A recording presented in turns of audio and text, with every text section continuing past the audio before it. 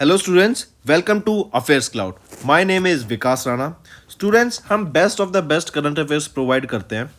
आप हमारी application career cloud को जाके चेक कर सकते हैं, जहां पर आप इजीली आपको वेरियस कोर्सेज देखने को मिलेंगे, क्विजेज अटेम्प्ट करने को मिलेंगी, पीडीएफ्स मिलेंगी जो कि आपकी प्रिपरेशन में बहुत ज़्यादा हेल्प करने वाली हैं।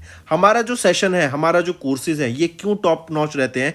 क्योंकि जो हमारी एप्लीकेशंस हैं, हम यहाँ को वेराइटी ऑफ क्वेश्चंस प्रोवाइड करते हैं, वेराइटी ऑफ नोट्स प्रोवाइड करते हैं, जहाँ पर आपको कंटेंट मिलेगा both Hindi as well as English में।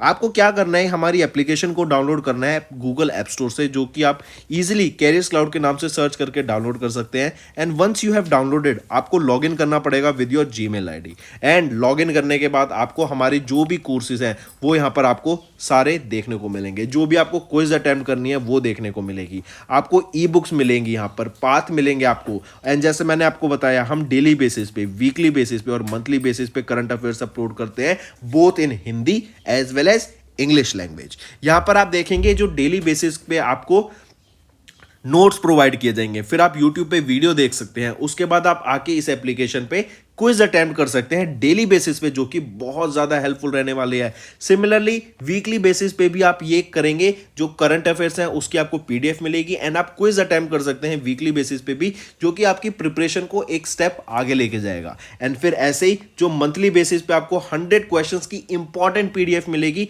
वो आप रिवीजन के लिए एक बहुत अच्छा सोर्स रहेगा आप सभी स्टूडेंट्स के लिए जो गवर्नमेंट एग्जाम एस्पिरेंट्स हैं।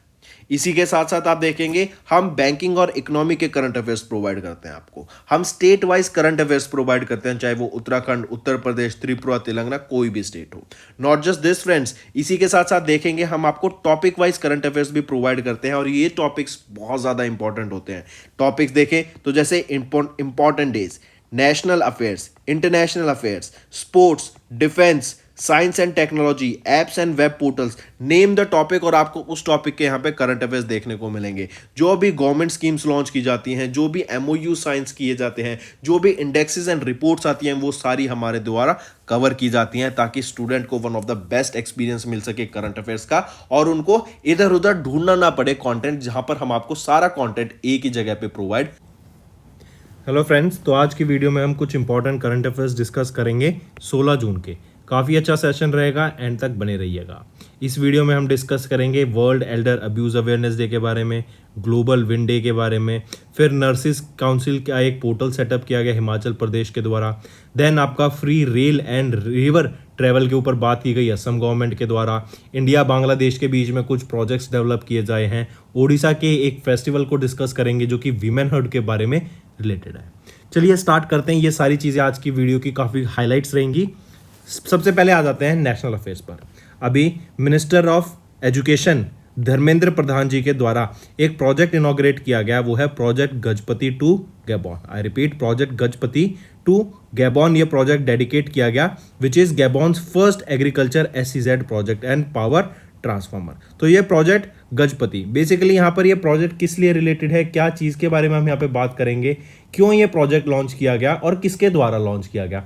सबसे पहले तो देखो किसके द्वारा लॉन्च किया गया, उसका तो आंसर ये हो गया हमारा कि धर्मेंद्र प्रधान एजुकेशन मिनिस्टर के द्वारा इसको लॉन्च किया गया। और ये गैबॉन का पहला एग्रीकल्चर SEZ प्रोजेक्ट है। SEZ क्या होता है? Special economic zone project. मतलब यहाँ पे एग्रीकल्चर से रिलेटेड वर्क किया जाएगा। एग्रीकल्चर एंड उससे सेक्टर्स जो है, जैसे फूड प्रोसेसिंग हो गए, उससे रिलेटेड यहाँ पर एक स्पेशल इकोनॉमिक जोन बनाया जाएगा। एक पूरे सेक्टर को यहाँ पे डेवलप किया जाएगा, जिससे अलग अलग टेक्नोलॉजीज, अलग अलग वेज ऑफ फूड प्रोसेसिंग, अलग अलग ग्रेन्स को स्टोर किया जाएगा, एंड एग्रीकल्चर के सेक्टर को यहाँ पे डेवलप करने की बात की गई। ठीक है। फिर ये जो प्रोजेक्ट है गजपति, ये एक जॉइंट वेंचर है between the government of Gabon and Africa के AOM ग्रुप के बीच में, राइट। और यहीं पर एक और याद रखेंगे, हमारा एक ये जो AOM ग्रुप है ना, ये इंप्लीमेंटिंग एजेंसी है। अगर यहीं पे मैं पूछूं नॉलेज एंड ट्रेनिंग पार्टनर कौन रहेगा ऑफ दिस जॉइंट वेंचर, तो वो रहेगा Centurion university of technology and management. ये ओडिशा की एक टेक्नोलॉजी है जो कि नॉलेज पार्टनर रहेगी, ट्रेनिंग पार्टनर रहेगी of this project Gabon, of this project Gajapati. ठीक है। तो एग्रीकल्चर सेक्टर को और food processing economic zone, special economic zone को डेवलप करने के लिए ये प्रोजेक्ट गजपति को लॉन्च किया गया था। किसके द्वारा? धर्मेंद्र प्रधान, एजुकेशन मिनिस्टर है हमारे, इनके द्वारा। और ये एक जॉइंट वेंचर है गवर्नमेंट ऑफ गबन, AOM ग्रुप, एंड ये AOM ग्रुप यहाँ पे इंप्लीमेंटिंग एजेंसी रहेगी। और वहीं पे knowledge partner and training partner की बात करूँ तो centurion university of technology and management, जो कि ओडिशा की एक यूनिवर्सिटी है। ठीक है, चलिए यहीं पर याद रखेंगे, इंडिया ने एक concessional loan of $12.3 billion provide किया टू अफ्रीका, जिसमें से $700 मिलियन ऑफ ग्रांट असिस्टेंस रहेगी for development of various projects in other sectors also. Next आ जाता है नेशनल टाइम, इन्होंने रिलीज किया या फिर एक कभी national time release study release की गई है 2023 के लिए। पूछा जा रहा है किसके द्वारा ये नेशनल टाइम रिलीज स्टडी को रिलीज किया गया, तो ये आपका CBIC के द्वारा रिलीज की गई है, central board of indirect taxes and customs के द्वारा। इनके द्वारा ये NTRS national time release study को रिलीज किया गया 2023 के लिए, which offers a port category wise average release time. मतलब जो आपके पोर्ट्स होते हैं वहाँ पर हम जानते हैं जैसे कंटेनर्स आते हैं, शिप्स आते हैं, कार्गो शिप्स आते हैं, तो उनको लोड करने में, उनको जो सामान वो लाए हैं उसको वापस से पोर्ट पे रखने के लिए, या फिर पोर्ट से सामान आपके इन कार्गो शिप्स पे रखने के लिए टाइम लगता है, राइट। उस टाइम, एवरेज टाइम के बारे में यहाँ पे बताया गया, उसको नेशनल टाइम रिलीज स्टडी बताया गया कि एक एवरेज टाइम डाटा रिलीज किया गया है CBIC के द्वारा कि कितना टाइम लगता है एक पोर्ट से कंटेनर्स को शिप्स पर लोड करने के लिए and out of the same, मतलब वापस उसको पोर्ट से आप वापस कंटेनर्स को वापस शिप से, कार्गो शिप से पोर्ट पर लाने के लिए। अब देखो ये इंपॉर्टेंट टाइम क्यों हो जाता है, क्योंकि ये टाइम बहुत इंपॉर्टेंट होता है for the terms of logistics.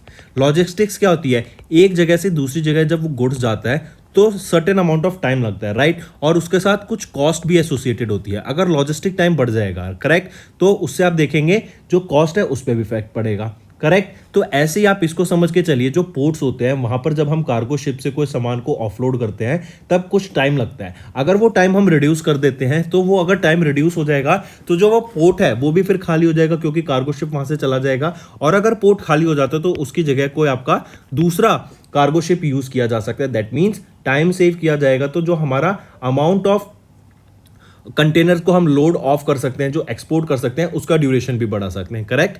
With estimated time और पूरी कैलकुलेशन से अगर हम देखें तो एक प्रॉपर वे सेटअप किया जा सकता है, जिससे हम एवरेज टाइम के द्वारा जो टाइम लगता है कंटेनर्स को लोड होने में, ऑफलोड होने में, उसके मदद से हम सजेस्ट कर सकते हैं कि कौन से शिप को किस जगह पे जाके कितना टाइम लगेगा ऑफलोड करने में, एंड फिर उसको वहां से जाने में कितना टाइम लगेगा और कितने देर में हम दूसरे शिप को उस पर्टिकुलर लोकेशन पे भेज सकते हैं, करेक्ट। तो ये डाटा सारा रिलीज किया गया है, एक पूरी स्टडी की गई 15 कस्टम पोर्ट्स के ऊपर, जो कि 9 स्टेट्स में रहेंगे इंडिया के, और एक अर्थमेटिक मीन के तौर पे एक पूरा एवरेज टाइम निकाला गया कि कितना टाइम लगता है एक पर्टिकुलर कार्गो शिप को ऑफलोड होने में या ऑनलोड होने में, राइट। तो यही है आपका नेशनल टाइम रिलीज स्टडी, जो कि अभी CBIC, central board of indirect taxes and customs के द्वारा रिलीज किया गया था, करेक्ट। चलिए नेक्स्ट पे आ जाते हैं। नेक्स्ट हम बात करते हैं CBI, देखा हमने CBIC ने रिलीज किया नेशनल टाइम रिलीज स्टडी 2023 की रिपोर्ट को। नेक्स्ट आ जाता है, मिनिस्ट्री ऑफ डिफेंस ने अप्रूव किया deal to acquire MQ-9 reaper drone from which country. आप यहाँ पे देख सकते हैं ये USA के द्वारा एक्वायर करेगा इंडिया।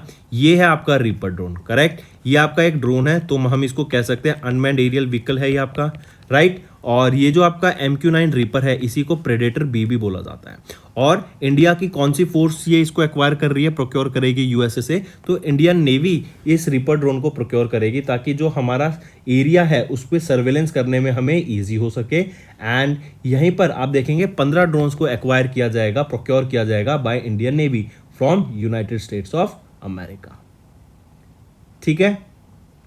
चलिए नेक्स्ट आ जाते हैं IFS ने लॉन्च किया revamped website of PPPIN India and online portal for IIPDF। देखो, infrastructure finance secretariat under the department of economic affairs, जो मिनिस्ट्री ऑफ फाइनेंस के अंडर आता है, इन्होंने अभी एक रिवैम्प्ड स्कीम वेबसाइट निकाली PPPINindia.gov.in। अब देखो ये PPP क्या है, पब्लिक प्राइवेट पार्टनरशिप। तो इंफ्रास्ट्रक्चर प्रोजेक्ट्स को बढ़ाने के लिए, इंफ्रास्ट्रक्चर प्रोजेक्ट को और बेटर करने के लिए in India PPP project base पे, पब्लिक प्राइवेट पार्टनरशिप प्रोजेक्ट्स के बेस पे ये वेबसाइट निकाली गई कि जो नए नए प्रोजेक्ट्स आएंगे लोग उसमें अपना पार्टिसिपेशन कर सकें, उसमें इन्वेस्टमेंट कर सकें। और अगर आपको याद हो तो अभी सॉवरेन ग्रीन बॉन्ड्स लॉन्च किए गए थे। वो क्या थे? वो एक तरीके के बॉन्ड थे जो कि इंफ्रास्ट्रक्चर डेवलपमेंट में हेल्प करेंगे। इवन अगर आप NHAI के द्वारा देखेंगे तो NHAI ने, national highway authority of India ने भी अपने बॉन्ड्स को लॉन्च किया है जो कि एक fixed amount of return provide करेंगे ऑन ईयरली बेसिस। करेक्ट? तो याद रखते हैं अभी रिसेंटली IFS जो कि है infrastructure finance secretariat under the department of economic affairs, इन्होंने लॉन्च किया revamped website PPPI in India for enhanced value of the stake holders that are involve in PPP project. ठीक है, ये launch is a part of IFS effort ताकि जो private investment है infrastructure development में उसमें बढ़ावा दिया जा सके और एक environment suitable, environment friendly infrastructure projects को हम डेवलप कर सके। करेक्ट? ये एक वन स्टॉप सॉल्यूशन रहेगा जो कि प्रमोट करेगा PPP प्रोजेक्ट्स को एंड नॉलेज को in exchange in India, bringing together government entities, जो गवर्नमेंट सरकारी कंपनियां हो गई या सरकारी लोग हो गए, गवर्नमेंट को, प्राइवेट एंटरप्रेन्योर्स को साथ लाके सस्टेनेबल ग्रोथ को बढ़ाने की यहाँ पे बात की गई। और हम जानते ही हैं कि आप जो भी देखेंगे आने वाले टाइम में जो इंफ्रास्ट्रक्चर डेवलप किया जाएगा ना, वो आपको ग्रीन ग्रोथ को ध्यान में रखते हुए उसको डेवलप किया जाएगा।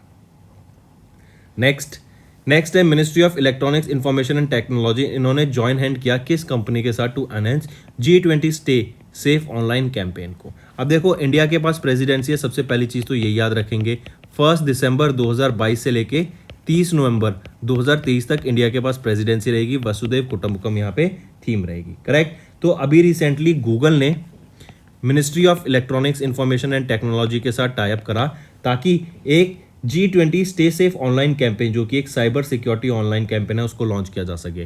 तो हम सिंपल वर्ड में बोले तो साइबर सिक्योरिटी कैंपेन लॉन्च किया गया ताकि लोगों को अवेयरनेस क्रिएट कराई जा सके कि जो ऑनलाइन फ्रॉड्स होते हैं उनसे कैसे बचा जाए, कैसे उनको डिटेक्ट करें। और आज के जनरेशन में जब सब कुछ ऑनलाइन डिजिटल है तो जो फ्रॉड के केसेस होते हैं, जो साइबर सिक्योरिटी के इश्यूज होते हैं वो बहुत ज़्यादा बढ़ जाते हैं, जो साइबर थ्रेट है वो काफ़ी ज़्यादा बढ़ जाता है। करेक्ट? तो इसी को ध्यान में रखते हुए लोगों को अवेयरनेस क्रिएट कराने के लिए और बच्चों को अवेयरनेस क्रिएट कराने के लिए कि आप कैसे इनके साथ बच सकते हैं, कैसे इनको आइडेंटिफाई कर सकते हैं कि ये फ्रॉड कॉल है या फेक कॉल है, एंड इसीलिए ये यहाँ पे लॉन्च किया गया गूगल ने MEIT के साथ मिलकर। फिर इसी के साथ साथ प्रोग्राम हम और देखते हैं इसके अलावा, जैसे अगर हम बात करें हिट पॉज, ये हिट पॉज क्या है? ये यूट्यूब के द्वारा लॉन्च किया हुआ एक डिजिटल लिटरेसी प्रोग्राम है जिसका नाम रहेगा हिट पॉज। ये यूट्यूब ने लॉन्च किया था, पहली चीज। नेक्स्ट पर आ जाते हैं इंडिया एंड बांग्लादेश। देखो इंडिया और बांग्लादेश का बॉर्डर लगता है, राइट? और हम जानते हैं जो लंबी है, सबसे बड़ी कोस्ट लाइन है इंडिया की, किसके साथ लगती है? वो बांग्लादेश के साथ है। करेक्ट? एक तो जीके का आपका ये क्वेश्चन हो गया। दूसरा याद रखेंगे कि इंडिया और बांग्लादेश की जो ये कोस्ट लाइन है ना, नॉट कोस्ट लाइन की मतलब एक दूसरे के पार्टनर है और एक दूसरे की बॉर्डर से टच होते हैं। तो इंडिया का लंबा बॉर्डर किसके साथ है? किस दूसरी कंट्री के साथ? बांग्लादेश के साथ। अगर कोस्ट लाइन की बात की जाए, longest coast line in India किस स्टेट की लगती है? तो वो गुजरात की है। वापस आते हैं, इंडिया और बांग्लादेश बॉर्डर, इन्होंने अभी डिस्कस किया कि हम 5 डेवलपमेंट प्रोजेक्ट्स डेवलप करेंगे इन बॉर्डर एरियाज। अभी इसी के लिए एक मीटिंग हुई थी border security force and border guards Bangladesh के बीच में, जो कि न्यू दिल्ली में ये मीटिंग हुई और यहाँ पे डिसाइड किया गया कि हम 5 डेवलपमेंट प्रोजेक्ट्स को लाएंगे along with India and Bangladesh border. अगर इन प्रोजेक्ट्स की बात करें तो यहाँ पे दीज 5 प्रोजेक्ट्स इंक्लूड करेंगे construction of Bailey bridge, road repair and strengthening and retaining walls को। ये जो प्रोजेक्ट्स हैं इंप्लीमेंट किए जाएंगे 5 स्टेट्स में, असम, वेस्ट बंगाल, मिजोरम, मेघालय एंड त्रिपुरा में।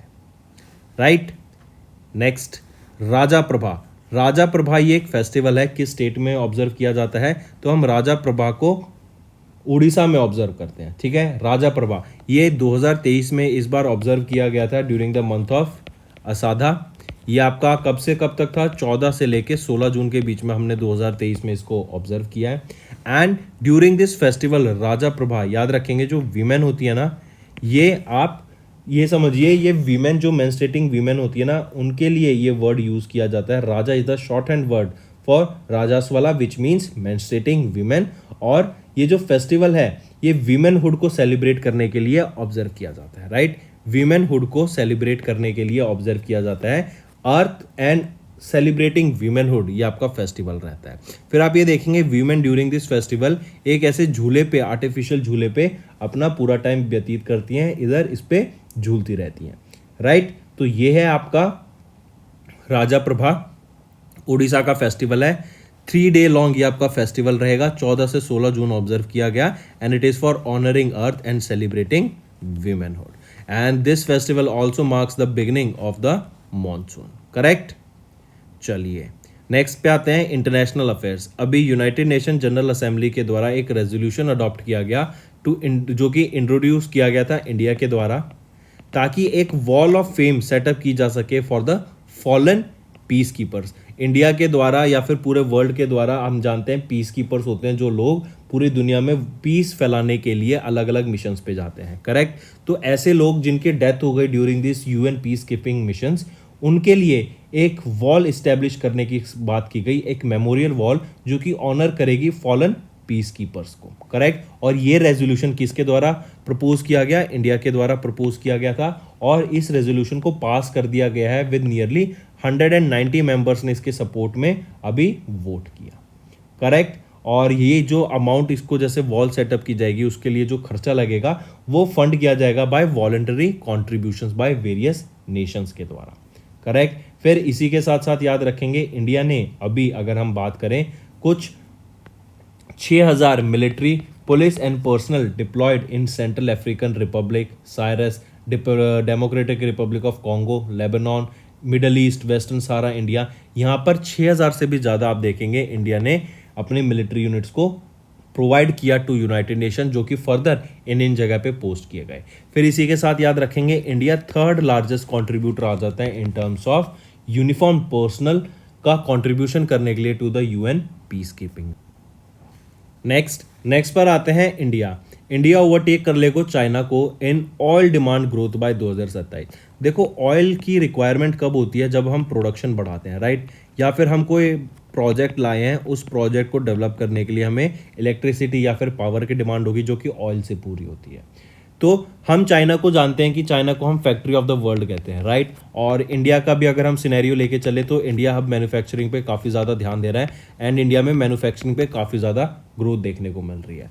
तो इसीलिए ये एक रिपोर्ट रिलीज़ की गई इंटरनेशनल एनर्जी एजेंसी के द्वारा जो बताती है कि 2027 तक अगर हम देखेंगे तो इंडिया रिप्लेस कर देगा चाइना को to be the in oil demand में जो ऑयल की रिक्वायरमेंट होगी इंडिया में वो ज़्यादा होगी as compare to that of जो ऑयल की डिमांड होगी चाइना में।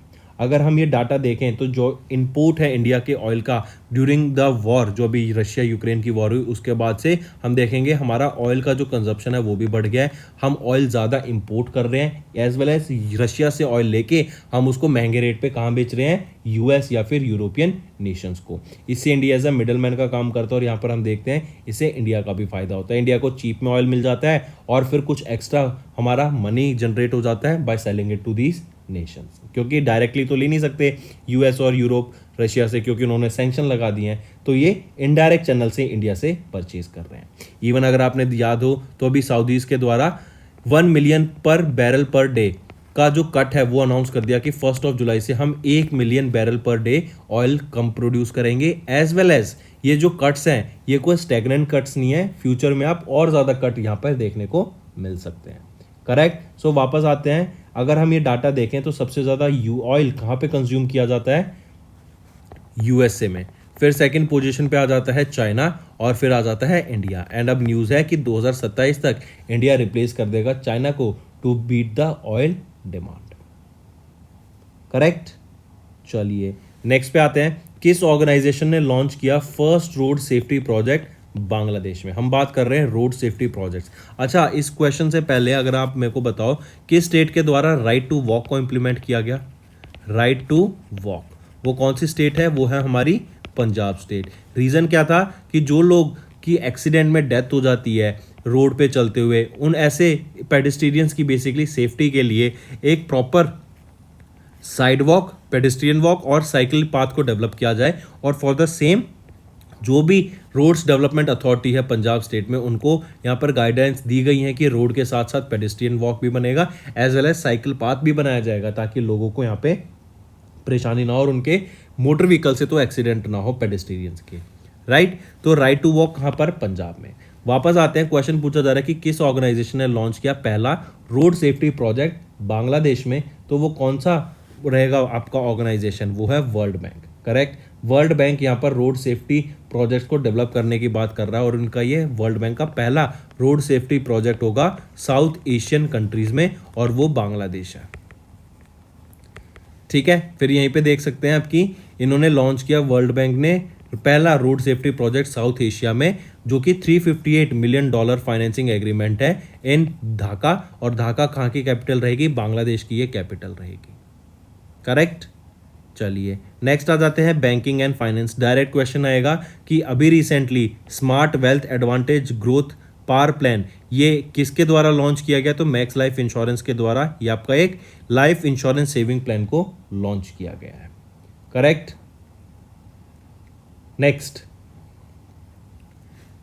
आ जाता है सेबी। सेबी ने अभी कुछ rules relating to the minors investment in mutual fund by parent guardian इनको रिवाइज किया। अभी तक क्या होता था, जैसे जो आपका सेबी है ना, ये परमिट करता था म्यूचुअल फंड स्कीम इन्वेस्टमेंट में कि आप अगर उसमें इन्वेस्ट कर रहे हैं किसी बच्चे के माइनर के लिए जो कि 10 से 18 साल के बीच में है, तो आपका अकाउंट जॉइंट अकाउंट होना चाहिए एंड देन आप या लीगल या पेरेंट या फिर लीगल गार्डियन जो होते हैं उनके साथ जॉइंट अकाउंट होना चाहिए, देन आप कहीं इन्वेस्टमेंट कर सकते हैं आगे म्यूचुअल फंड में। लेकिन अब जो नया रूल आया है, नई गाइडलाइंस आई हैं जो कि 15 जून 2023 से इंप्लीमेंट की जाएंगी, इसके अंदर क्या है कि आपको कोई ज़रूरत नहीं है कि जॉइंट अकाउंट हो, चाहे माइनर हो, पेरेंट हो या गार्डियन हो, उनके सेपरेट अकाउंट हो सकते हैं और उन सेपरेट अकाउंट से ही आप आगे फर्दर इन्वेस्टमेंट कर सकते हैं, करेक्ट। तो ये है आपका म्यूचुअल फंड इन्वेस्टमेंट स्कीम के लिए जो कुछ नई गाइडलाइंस लॉन्च की गई है फॉर माइनर्स बाय सेबी।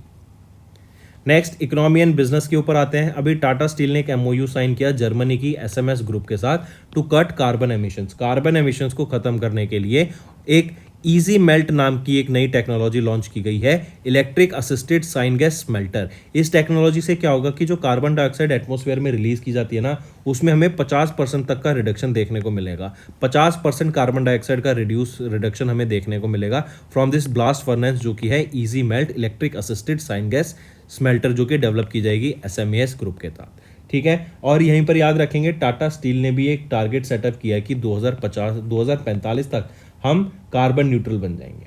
इनको अपनी कंपनी को नेट जीरो कार्बन तक पहुंचाना है मिशन तक, और इनका टारगेट है 2045। इसीलिए इन्होंने टाइप किया जर्मनी के एसएमएस ग्रुप के साथ और इनकी टेक्नोलॉजी रहेगी ऐसी मैट।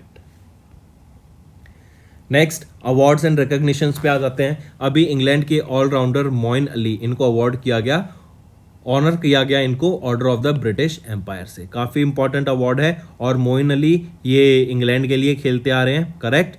2025 मैचों में से इन्होंने तीनों फॉर्मेट में खेले हैं, जिसमें से इन्होंने अभी रिटायरमेंट ले ली इन टेस्ट क्रिकेट इन सितंबर 2021। अगर मैं order of the British Empire की बात करूं, ये इस्टेब्लिश किया गया था by King George the fifth in 1917 ताकि उनको ऑनर किया जा सके जो कि नॉन कॉम्पिटिटिव रोल हैं उसमें वो आगे अच्छा कंट्रीब्यूशन कर रहे हैं, जैसे sports, science, charitable work, public service या स्पोर्ट्स में, तो उनको सम्मानित किया जाता है order of the British Empire से। और अभी इंग्लैंड के क्रिकेटर मोइन अली को सम्मानित किया गया इस अवार्ड से।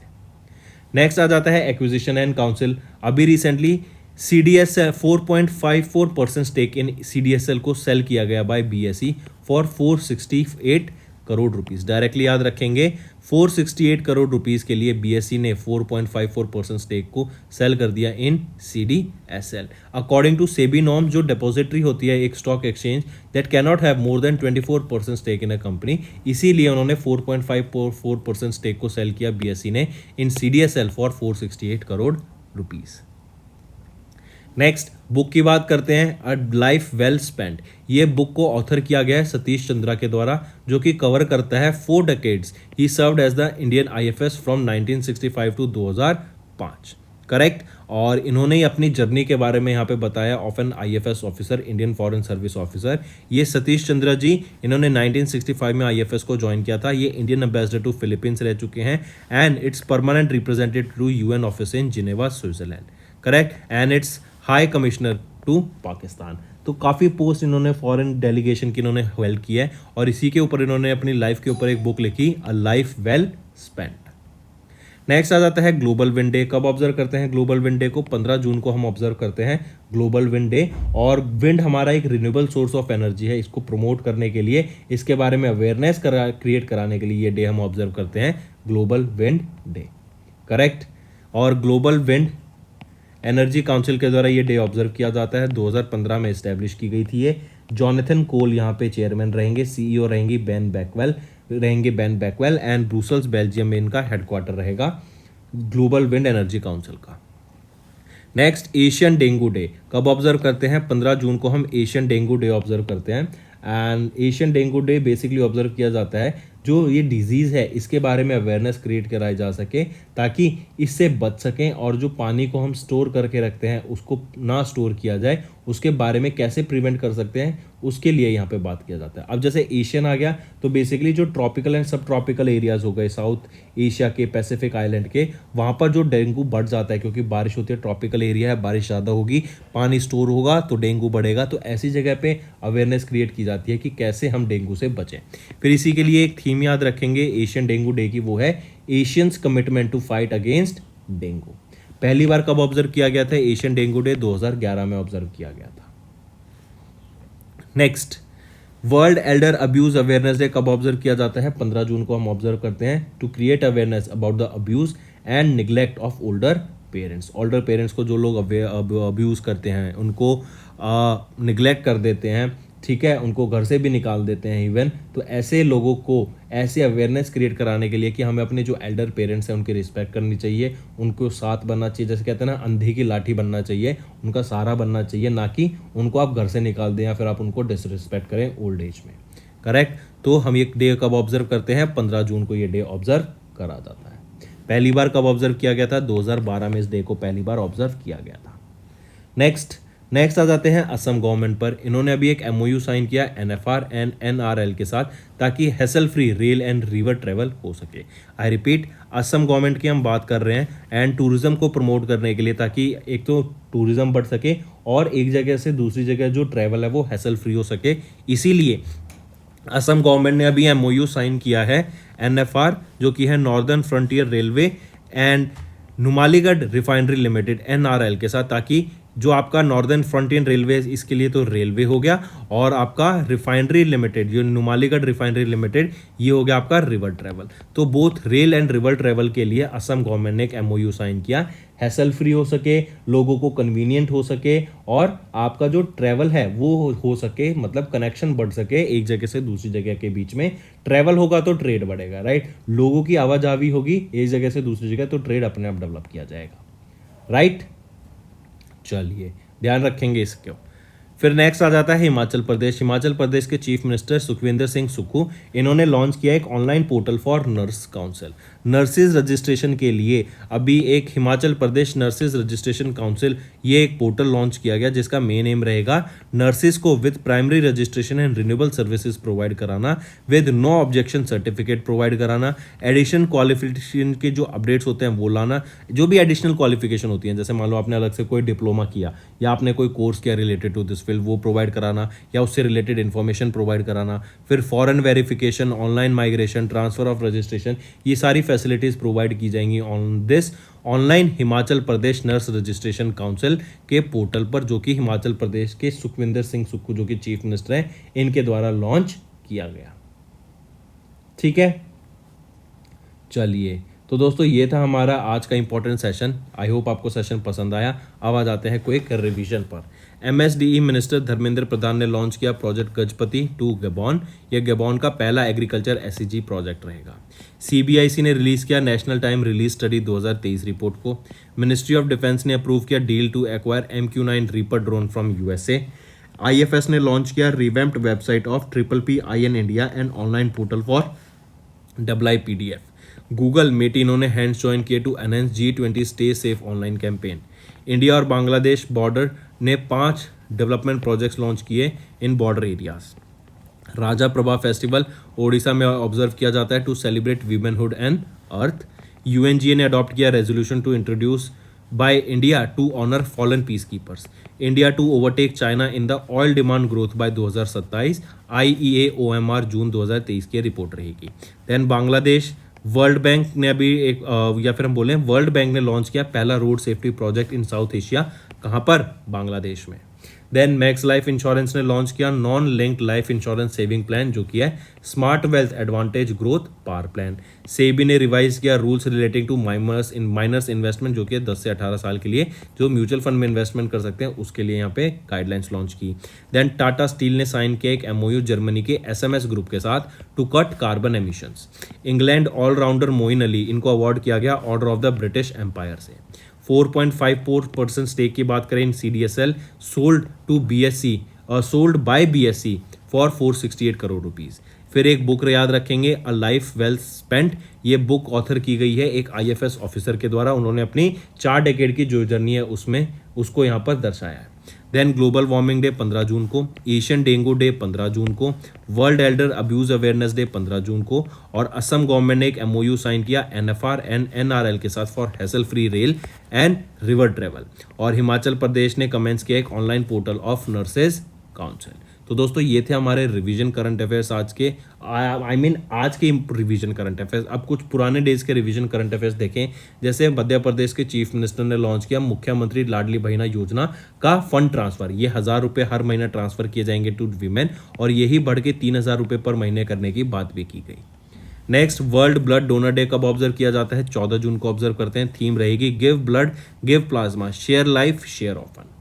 नेक्स्ट GRSE ने लॉन्च की 2 वारशिप्स को INS अंजदीप एंड INS संशोधक। काफी इंपॉर्टेंट GRSE के द्वारा ये लॉन्च किया गया। नेक्स्ट आ जाते हैं इंडिगो के CEO पीटर एल्बर्स। इनको इलेक्ट किया गया as the next chief of IATS board of governor. Important है, याद रखेंगे। इंडिगो के CEO पीटर एल्बर्स इनको इलेक्ट किया गया as the next chief of IATS board of governor. Next आ जाते हैं ACC ने अभी नेम किया सुधांश पंत को as the new health secretary and Chanchal Kumar को as the aviation secretary. Important, I repeat, Sudhansh Pant को अभी न्यू हेल्थ सेक्रेटरी अपॉइंट किया गया एंड चंचल कुमार को एविएशन सेक्रेटरी अपॉइंट किए गए। नेक्स्ट आ जाते हैं INS सतपुरा। इनको INS सतपुरा को भी represented Indian navy at the multilateral naval exercise Komodo at Indonesia. Right, Indian naval ship Satpura इसने रिप्रेजेंट किया इंडियन नेवी को एट दिस एक्सरसाइज कोमोडो जो कि इंडोनेशिया में हुई। नेक्स्ट आ जाता है यूरोप में अभी नेटो के द्वारा एक एयर ड्रिल कंडक्ट कराई गई एयर डिफेंडर 2023 जिसमें Japan and Sweden as well as 25 NATO countries ने पार्टिसिपेट किया। तो दोस्तों ये हो गए हमारे रिवीजन करंट अफेयर्स। अब आ जाते हैं होमवर्क सेक्शन पे। पहला, विच institution has launched Vigyan Vidushi programme.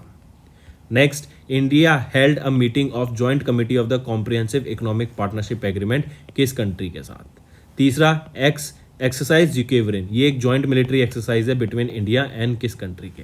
तो दोस्तों ये हमारे 3 होमवर्क क्वेश्चंस रहेंगे। आई होप आपको सेशन पसंद आया। अगर पसंद आया तो वीडियो को लाइक कर देना और कमेंट करके ज़रूर बताना आपके क्या व्यूज़ रहेंगे। राइट, अगर ये करोगे इससे मुझे मोटिवेशन मिलेगी ताकि मैं आपके लिए और बेटर कंटेंट डेली बेसिस पे ला सकूं। So that's all for the day. Thank you and have a nice day. Friends, ये हमारी वीडियो थी। आई होप आपको वीडियो पसंद आई होगी। इसी के साथ साथ फ्रेंड्स आप हमारे यूट्यूब चैनल को सब्सक्राइब कर सकते हैं। आप टेलीग्राम चैनल पे जाके हमें फॉलो कर सकते हैं। एंड इसी के साथ साथ अगर आपको कोई भी प्रॉब्लम आ रही है या तो पेमेंट में या हमारे कोर्सेज के साथ, तो आप हमें कांटेक्ट कर सकते हैं एट द नंबर 7677333862 या फिर आप हमारी मेल आईडी पे हमें मेल कर सकते हैं and I will make sure कि आपकी जो प्रॉब्लम है उसको जल्दी से जल्दी सॉल्व किया जाए। इसी के साथ साथ आप हमारे इंस्टाग्राम हैंडल affairscloud_official को फॉलो कर सकते हैं। कोड और याद रखना, वो है विकास 10। अगर आपको 10% का एक्स्ट्रा डिस्काउंट चाहिए तो आप विकास 10 का कोड यूज कर सकते हैं। आपको क्रैक 10 के अलावा 10% का डिस्काउंट यहां पे मिलेगा। और इसी के साथ साथ अगर आपको कोई भी इश्यू आ रहा है हमारी एप्लीकेशन से रिलेटेड, वेबसाइट से रिलेटेड, या आपका कोर्स परचेज नहीं हो रहा, या आपका कोर्स परचेज हो गया, पैसे कट गए हैं, या कोई भी इशू आ रहा है, तो आप हमें कॉन्टैक्ट कर सकते हैं एट द नंबर 9677333862 या फिर आप मेल कर सकते हैं support@offerscloud.com। affairscloud.com पे एंड आई मेक श्योर हमारा रिप्रेजेंटेटिव आपको जल्दी से जल्दी आपको रीच करेगा एंड आपकी प्रॉब्लम को सॉल्व करेगा. That's all for the day, friends. I hope you enjoyed the session and you can follow us on the YouTube channel as well as apart from YouTube channel, you can go and follow us at Affairs Cloud Telegram channel. And if you have any queries related to the content or the of courses offered to you or the payment which you did on the application, you can contact us on the number provided, that is 7677333862. Apart from this, friends, you can follow us on the Facebook as well as on Instagram handle, that is affairscloud_official.